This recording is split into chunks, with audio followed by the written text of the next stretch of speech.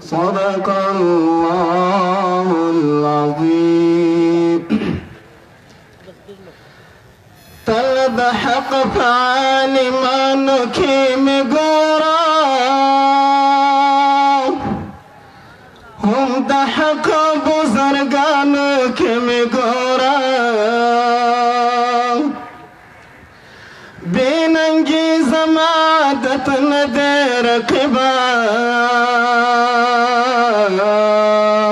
د غیرت په میدانونو کې مې ګورم. زه قربان شم مولانا ابوالیمان نه،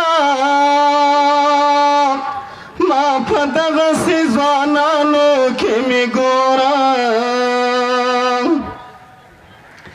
درنه سر و مال قربان شیخ القرآن، او ما تل په پنج پیریانو کې مې ګورم. نو بهار به حق پرستونه قربان شم، هم د دین حق پرستانو کې مې ګورم.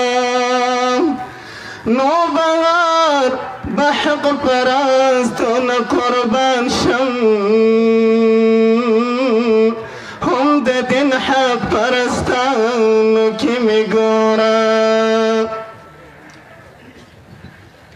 په خپل ژوندونه کې بل رهبر نه منو، په اشاعت کې بل امیر نه منو. زمون قاید شیخ القرآن به وي تل، هم د قاید ابوالیمان به وي تل.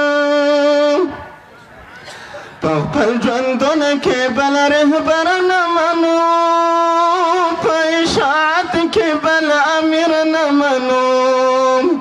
زمون قاید شیخ القرآن به وي تل،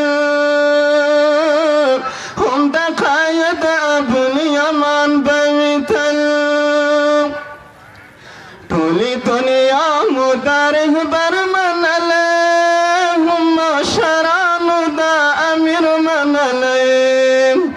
دا فیصله د مشرانو منو، موږ د خپلو عالمانو منو. د عالمانو فیصله کړې ده، د مشرانو مشوره کړې ده. زموږ مرکز دارالقرآن به وي تل، هم د قاید ابوالیمان به وي تل. په خپل ژوندونه کې بل رهبر نه منو، په اشاعت کې بل امیر نه منو.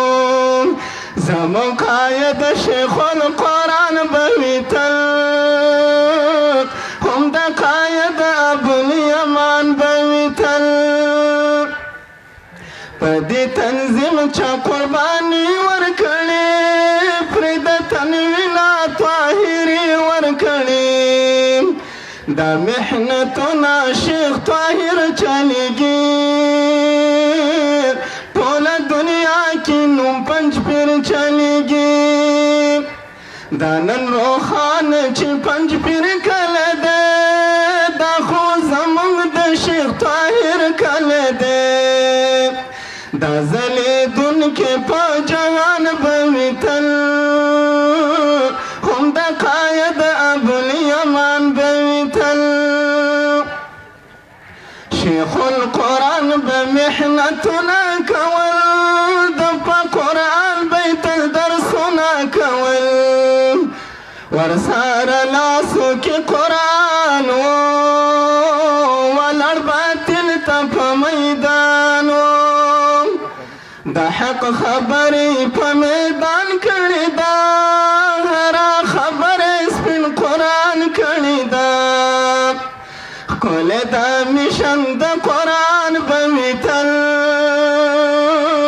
هم د قاید ابوالیمان به وي تل. د اشاعت دا کارکنان به منئ، توحید سنت دا د اشاعت بخدمتگار یم تل زی خادم هم نو بهار یم تل د اشاعت بخدمتگار یم تل زی خادم هم نو بهار یم تل دا هم تنظیم تلاوت خان بوی تل هم د قاید ابوالیمان بوی تل په خپل ژوندون کې بل رهبر نه منو په اشاعت کې بل امیر نه منو زمون قاید شیخ القرآن بوی تل